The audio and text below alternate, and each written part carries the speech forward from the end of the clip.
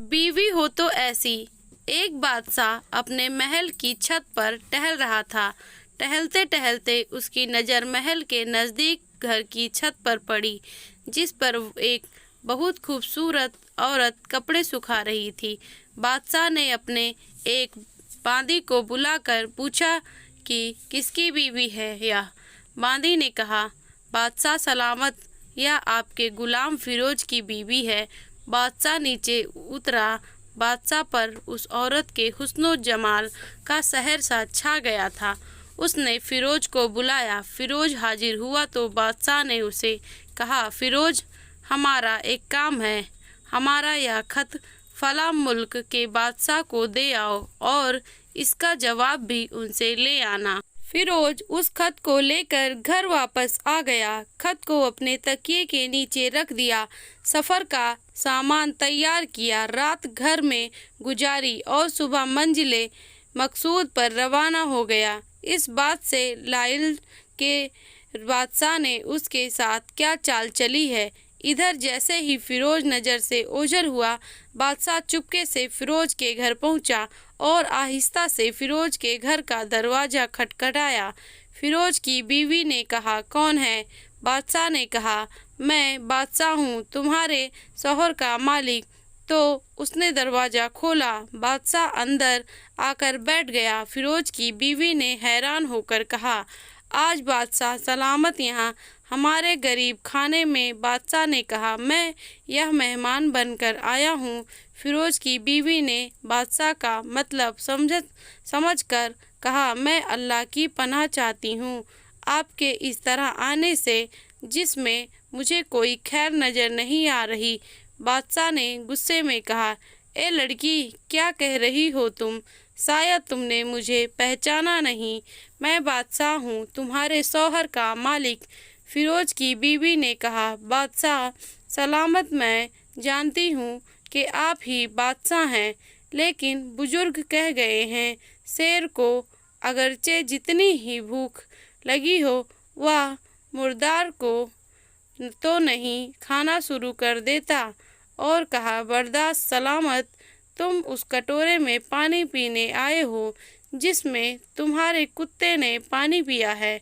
बादशाह उस औरत की बातों से बड़ा शर्मसार हुआ और उसको छोड़कर वापस चला गया, लेकिन अपने चप्पल वहीं भूल गया।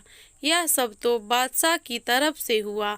अब फिरोज को आधे रास्ते में याद आया कि जो खत बादशाह ने उसे दिया था वह तो घर पर ही छोड़ आया है। उसने घोड़े को तेजी से वापस मोड़ा और अपने घर की तरफ लपका। फिरोज अपने घर पहुंचा तो तकिए के नीचे से खत निकालते वक्त उसकी नज़र पलंग के नीचे पड़े बादशाह के नालैन चप्पल पर पड़ी, जो वह जल्दी में भूल गया था। फिरोज का सर चकरा कर रह गया और वह समझ गया कि बादशाह ने उसे सफ़र पर सिर्फ इसलिए भेजा ताकि वह अपना मतलब पूरा कर ले। फिरोज किसी को कुछ बताए बगैर चुपचाप घर से निकला। खत लेकर वह चल पड़ा और काम खत्म करने के बाद के पास वापस आ गया तो बादशाह ने उसे इनाम के तौर पर 100 दीनार दिए। फिरोज दीनार लेकर बाजार गया और औरतों के इस्तेमाल के कीमती कपड़े और कुछ तोहफ़े भी खरीद लिए। घर पहुंचकर बीवी को सलाम किया और कहा, चलो तुम्हारे मैके चलते हैं। बीवी ने पूछा, यह क्या है?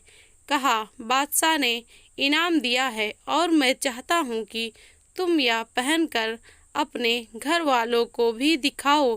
बीवी, जैसे आप चाहें। बीवी तैयार हुई और अपने वालिदैन के घर अपने शौहर के साथ रवाना हुए। दामाद और बेटी और उनके लाए गए तोहफ़े को देखकर वह लोग बहुत खुश हुए।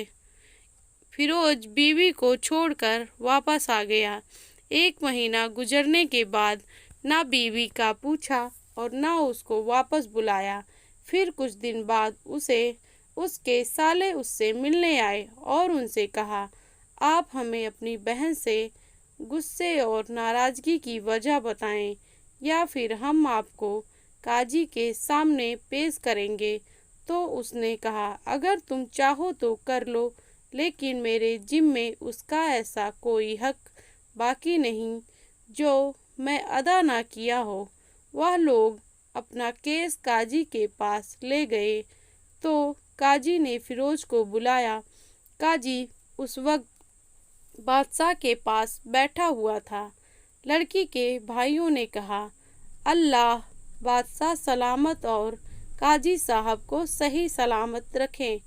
काजी साहब, हमने एक सब्ज बाग, दरख्त, फलों से भरे हुए और साथ में मीठे पानी का कुआं इस शख्स के हवाले में दिया था, तो इस शख्स ने हमारा बाग उजाड़ दिया, सारे फल खा लिए, दरख्त काट लिए और कुएं को खराब करके बंद कर दिया। काजी फिरोज की तरफ मुतवज्जे होकर पूछा, हाँ तो लड़के, तुम क्या कहते हो इस बारे में? फिरोज ने कहा, काजी साहब, जो बाग मुझे दिया गया था वह उससे बेहतर हालत में मैंने उसे वापस किया है। काजी ने पूछा, क्या इसने बाग तुम्हारे हवाले वैसे ही हालत में वापस किया है जैसे पहले था? उन्होंने कहा, वैसे ही हालत में वापस किया है, लेकिन हम उनसे बाग वापस करने की वजह जानना चाहते हैं। काजी ने कहा, हाँ फिरोज, तुम इस बारे में क्या कहना चाहते हो? फिरोज ने कहा, काजी साहब, मैं बाग की किसी बुग़्ज़ या नफ़रत की वजह से नहीं छोड़ा, बल्कि इसलिए छोड़ा कि एक दिन जब मैं बाग में आया तो उसमें मैंने शेर के पंजों के निशान देखे, तो मुझे खौफ हुआ कि शेर मुझे खा जाएगा। इसलिए शेर के इकराम की वजह से मैंने बाग में जाना बंद कर दिया। बादशाह, जो टेक लगाए हुए यह सब कुछ सुन रहा था, उठकर बैठ गया और कहा, फिरोज, अपने बाग की तरफ अमन और मुतमईन होकर जाओ।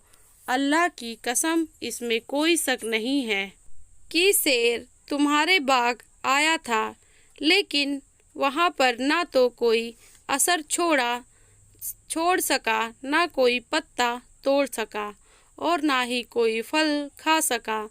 वह वहाँ पर थोड़ी देर रहा और मायूस होकर लौट गया, और खुदा की कसम, मैंने कभी तुम्हारे जैसे बाग के गिर्द लगे मजबूत दीवारें नहीं देखी। फिरोज अपने घर लौट आया और अपनी बीवी को भी वापस ले लिया। ना तो काजी को पता चला और ना ही किसी और को कि माजरा क्या है। क्या खूब बेहतर है अपने अहलो अयाल के राज को छुपाना कि लोगों को पता ना चले, अपने घर के भेद किसी पर जाहिर ना होने दें। तो दोस्तों, ये कहानी आपको कैसी लगी? अच्छी लगी हो तो प्लीज़ चैनल को सब्सक्राइब और लाइक करना ना भूलें। Thanks for watching my video.